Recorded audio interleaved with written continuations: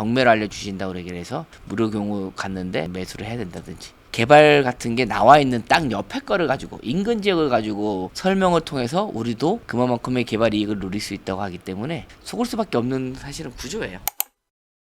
원사님 안녕하세요. 네, 안녕하세요. 소개 한번 부탁드립니다. 강남역에서 법무사 사무실을 운영하고 있는 지분부동산의 진심인 이범주 법무사입니다. 반갑습니다. 지분 부동산에 투자도 많이 하고 계시고 의뢰도 많이 받으시다 보니까 저희가 좋은 얘기를 많이 했잖아요. 오늘은 주의하시라고, 지분 부동산을 이용한 사기가 있다, 뭐 이런 얘기를 들은 것 같아서 어떤 얘기인지 한번 들어보고 싶습니다. 지분부동산이라 사기라고 하면 예전부터 좀 있었거든요. 우연히도 어저께 문자를 받았어요. 소송 의뢰 받았던 고객한테.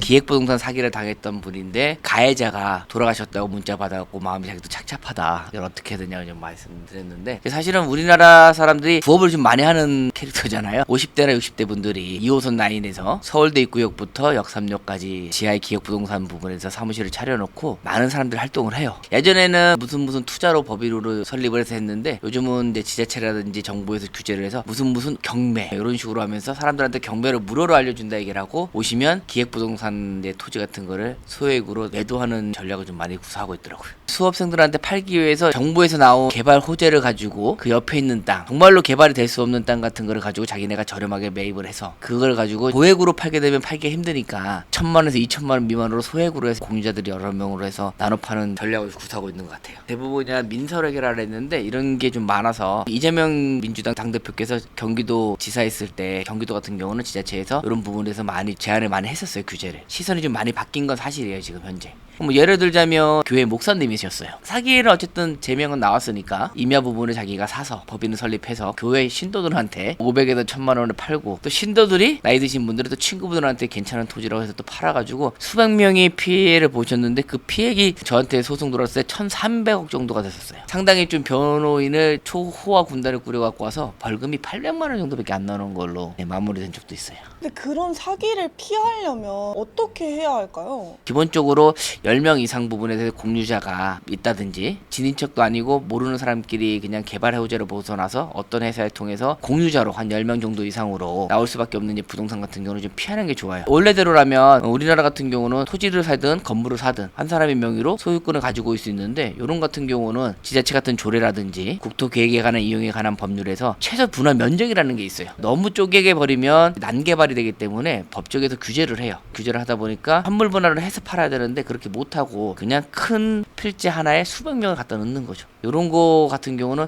기본적으로 조심을 하셔야 돼요. 강사들이 마음먹고 사기를 치면 당할 수밖에 없는 구조 아닌가요? 자기가 모르는 거는 안 하는 게 가장 좋아요. 사실은 어떤 아시는 분이 몇십 배 투자금을 불릴 수 있다는 말 듣고 했다가는 대부분이 뭐 개발이 안 되는 토지이기 때문에 쉽진 않아요. 그래서 좀 안타깝게도 이런 피해자들도 고령층이 좀 많아요. 경매를 알려주신다고 얘기를 해서 무료 경우 갔는데 매수를 해야 된다든지, 신문이나 유튜브라든지 다른 부분에서 개발 같은 게 나와 있는 땅 옆에 거를 가지고 인근 지역을 가지고 매도를 하지, 아예 동떨어진 것 갖고는 하진 않아요. 그런 이슈를 가지고 설명을 통해서 우리도 그만큼의 개발 이익을 누릴 수 있다고 하기 때문에 속을 수밖에 없는 사실은 구조예요. 기본적으로 자기가 돈을 주고 샀으면 자기 필지에는 자기 혼자만 들어가 있어야 돼요. 토지든 건물이든 이렇게 돼야지만이 자기가 나중에 잘 안 되더라도 혼자서 처분한다든지 사용 수익하는데 좀 제한이 없는데, 애초부터 토지 부분 들어가는데 한 필지에 수십 명에서 많게는 수백 명을 공유자를 한 번에 넣는 거죠. 이런 거는 기획부동산이라고 의심해볼만 해요. 경매학원에 갔을 때 그 경매에 관련된 사람이 대표로 있는 부동산 등기부등본을 좀 보셔가지고 매도인이 법인의 대표라든지 이런 좀 인적관계를 좀 확인해서 관련이 있다라면 의심을 좀 하셔도 될 것 같습니다. 2008년 이후부터는 거래 가액이 등기부등본에 명시가 되어 있어요. 매도인이 2008년 이후에 샀다라면 그 금액이 나와 있기 때문에 이분이 샀던 금액하고 내가 살라는 매입 금액이, 기획부동산은 매도인이 샀던 금액보다 최소 3배에서 많게는 30배 이상 차익을 남기고 팔기 때문에 그런 거래 가액을 보면서도 너무 많은 이득이 나면 기획부동산을 의심할 만할 거예요. 다양합니다. 특히나 토지 부분에 대해서. 법무사님이셔가지고 그런 사례들을 많이 보셨을 것 같아요. 지금 말씀하신 뭐 기획부동산, 지분 쪼개기 뭐 이런 거 말고도 잘 모르고 투자했을 때 돈을 잃을 수 있는 유형이 좀 더 있을까요? 부동산 유형으로 따지면 상가 부분을 좀 저는 얘기하고 싶어요.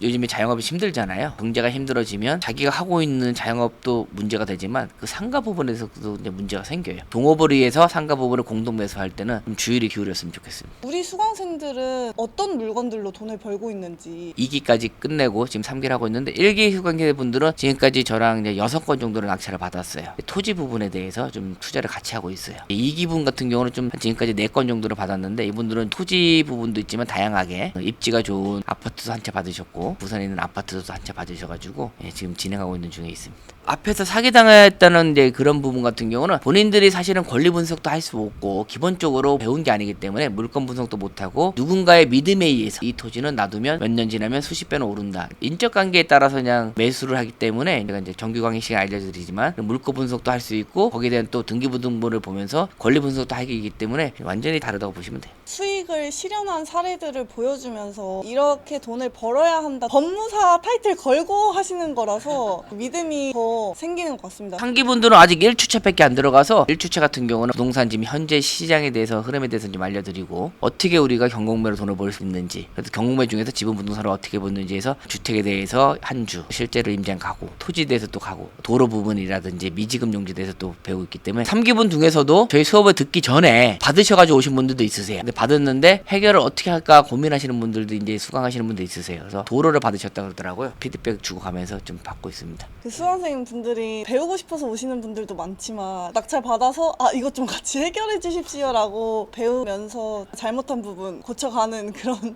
시간을 가지기도 하나 봐요. 이미 저질러 놨는데 자기가 공부한 거는 그냥 딱 하나 소송하면 상대방 공유자가 사주겠지 공유자도 매도하겠다는 가장 기본적인 생각만 하다가 왔는데 그게 막혀버리면 그 다음에 이제 아무리 생각해도 답이 없는 거죠. 현 부동산 흐름 자체가 입지가 좋고 남들이 다 좋아하는 아파트 같은 경우는 거의 수익률이 없다 보니까 남들이 안 보는 꺼려하는 빌라를 들어가 볼까 오피스텔 가볼까 상가를 가볼까 고민하고 그러다가 또 이제 금액적인 부분에서 한계에 부딪혀서 적은 금액으로 들어갈 게 뭐가 있다가 고민하다가 지분이라는 걸 좀 접하게 된다. 사실은 지분이라는 게 소송도 중요하지만 소송보다 더 중요한 게 공유자한테 어떻게 매도를 할까 협상력이 더 중요하거든요. 어떻게 하면 매도를 잘 하고 나올까에 집중하고 있는 상황이라서 객관적인 자료가 없고 나는 이거 샀으니까 상대방한테 얼마 받으면 상대방 다 주겠지. 그럼 예를 들면 이제 최근에 묘지 경매하신 분들이 있으세요. 1,000만 원에 샀으니까 3,000만 원, 4,000만 원 부르면 상대방이 어쩔 수 없이 사주겠지. 이렇게 간단하게 생각하시는 분들이 있으세요. 근데 그건 절대 간단하지 않거든요. 소송보다 지분 부동산은 더 중요한 게 협상력이에요. 그분도 이익을 보고 저도 이익을 볼 수 있는 제시안을 제시해야지 협상이 되거든요. 낙찰을 받으면 실거래 가격이라든지 감정 가격이 딱 나와 있는 거기 때문에 사실은 그 정도가 저희가 받을 수 있는 맥시멈이에요. 상대방의 입장에서도 경매를 얼마 받았어? 내가 그거보다 100만 원, 200만 원 더 줄게 이렇게 나오거든요. 보통 당연한 거잖아요, 그죠? 나 같았어도 그 가격이 실제 가격이지만 낮게 받은 사람한테는 더 싸게 받고 싶은 마음이 똑같기 때문에 객관적인 자료 없이 무턱대고 내가 원하는 금액을 맞다 보면 틀어져요. 예전에 화성에 있는 임야를 그때 700만 원인가 낙찰 받았어요. 감정 가격이 2,700이었는데 저는 2,700 받고 빠져야 되겠다 생각을 했는데 변론기일에 됐는데 상대방에서 변호인을 3명을 꾸리고 나오는 거여서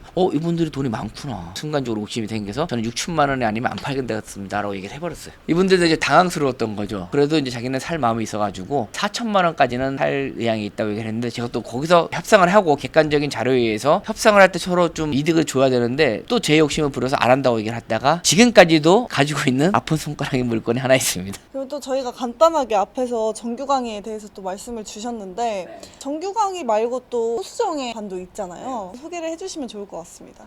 소수정의 하시는 분들을 보면 기존에 다른 강의를 많이 들으셨더라고요. 다른 학원에서도 들었는데 시도를 아예 못 하신 분들도 있고 결과를 못 내시는 분들이 있어요. 저랑 같이 소수정의반 하면서 물건부터 소송부터 협상력까지 제가 전부 다 케어해주면서 그분들이 하나하나씩 차근차근씩 옆에서 볼 수 있게끔 케어해주는 지분으로 가지고 하는 모든 사업이라고 생각하시면 될 것 같아요. 사업반이라고 말 그대로 경공매도 받고 금매로도 받고 이제 수익화 할 때까지 강의료 전액 환불 타이틀을 거셔가지고 이제 소수정의반이 좀 저렴한 강의비는 아니기 때문에 고민을 하다가 자신 있는 강의라면 2년 동안 수강료 부분에서 수익이 안 나온다라면 전액 환불해주는 게 맞지 않을까 하다가 해서 전액 환불 조건을 내걸었어요. 그래서 어저께 같은 경우도 이제 제가 2번째 숙제를 드렸거든요. 그때 저희가 매수하고 싶은 좀 물건이 있어서 첫 번째 물건을 3일 전에 상가를 드렸고 신당역 바로 앞에 있는 상가였고 두 번째로 이제 강진구에 있는 아파트 하나를 좀 제가 소송 의뢰받은 게 있어서 이제 그것도 매수를 하면 좋을 것 같아서 지금 과제를 냈어요. 상대방하고 협상을 좀 들어갈 겁니다. 다른 분들하고 경쟁할 필요도 없고 저희가 조사한 토대로 저희가 원하는 가격에 협상해보고 안 되면 또 다른 물건도 있으니까 기존의 가족관계라든지 현재도 가족관계에 있다든지 이러면 소송한다는 게 쉽지가 않거든요. 많이 고민하다가 저희를 찾아오시는 건데 그런 부분에서도 제가 다른 쪽으로 방향을 해주면 그쪽의 부분도 만족감도 높고 또 빨리 끝날 수 있으니까 서로한테 윈윈한 것 같아요. 예전에는 경공매만 하면 돈 벌을 때가 있었거든요. 근데 이제는 경공매만 해서는 되진 않잖아요, 그죠? 남들하고 좀 특별한 남들이 꺼려하는 물건이라든지 지금처럼 남들이 안 보는 지역을 본다든지 거지. 물건을 받을 때마다 계속 습관적으로 고민을 많이 했던 것 같아, 수년 동안. 좋습니다. 오늘도 좋은 말씀 감사합니다. 감사합니다.